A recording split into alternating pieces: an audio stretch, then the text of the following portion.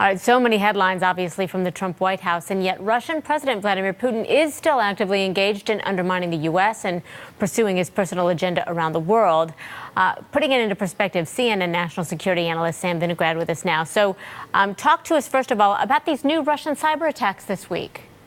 Thanks, Christy. Well, we learned this week that everyone is fair game in Putin's cyber attacks, even children. We know that in the past, his digital warriors have stoked online debate around issues that affect kids, like school shootings. And now researchers found more than 200,000 Russian accounts engaged in an online debate on vaccination. Like on other inflammatory issues, the Russians this time around were playing for both teams, both pro and anti-vaccination, because all they care about is stoking divisions. Microsoft also revealed that the Russian government is trying to tank some think tanks.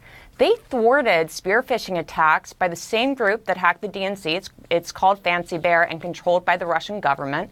And these attacks were aimed at trying to interfere with conservative think tanks that have criticized Russia.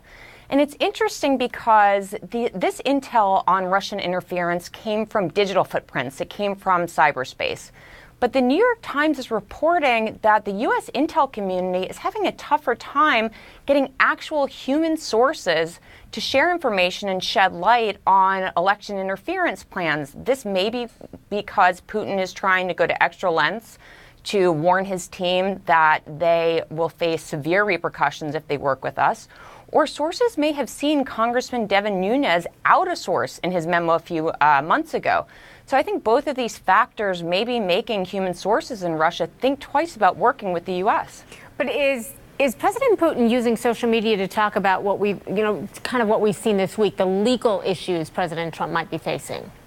Well, Trump's diatribes against the Justice Department, including, by the way, his tweet this morning, are gold mines for President Putin, because it looks like the president is trying to interfere with the bedrock of U.S. democracy, which is the independence of the legal system. I mean, Putin is getting inside help on his mission to highlight shortcomings in U.S. democracy every time the president issues a tweet like he did this morning. And I think Putin is also going to try to use this to degrade U.S. influence abroad.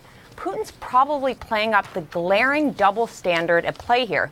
We condemn, we even sanction other countries when officials try to degrade the independence of their legal system. Now we have tweets that document our president's ongoing direction to the Department of Justice on what to investigate and what not to investigate. At the same time, Putin's probably playing up the fact that he has one standard for himself and what the Department of Justice should look at, and another one for everyone else and the rest of the world. And Putin's also very aware of the fact that he has staying power. Putin's around until 2024, when we look at the president and President Trump and this legal cloud hanging over him. Midterms are 70 plus days away. And there's a compelling narrative that the president or President Trump may be here today and gone tomorrow. So if you're Putin, you're probably encouraging counterparts to wait and see what happens with President Trump before you engage substantively, to take a wait-and-see approach, and Putin will surely be there to fill any empty time in their schedules when they do. So how is he, meaning President Putin, trying to manage these appearances, not just at home, but abroad? Well, Putin likes to show off his shiny objects. Right before the election, he had that crazy press conference where he broadcasts his invincible missile. He puts on a massive military parade every year in Moscow. I've actually been to one. And last week, Russia kicked off its Army Expo and is about to launch massive military exercises with China and Mongolia. They like to show off their military hardware and their military toys. But underneath these grandiose shows of force, the Russian economy is actually under pressure. Modest growth is expected this year, about 1.8%. The ruble hit a 2-year low last week when U.S. sanctions went into effect. And investors are not chomping at the bit to invest in Russia for many reasons, including uncertainty over potentially more U.S. sanctions.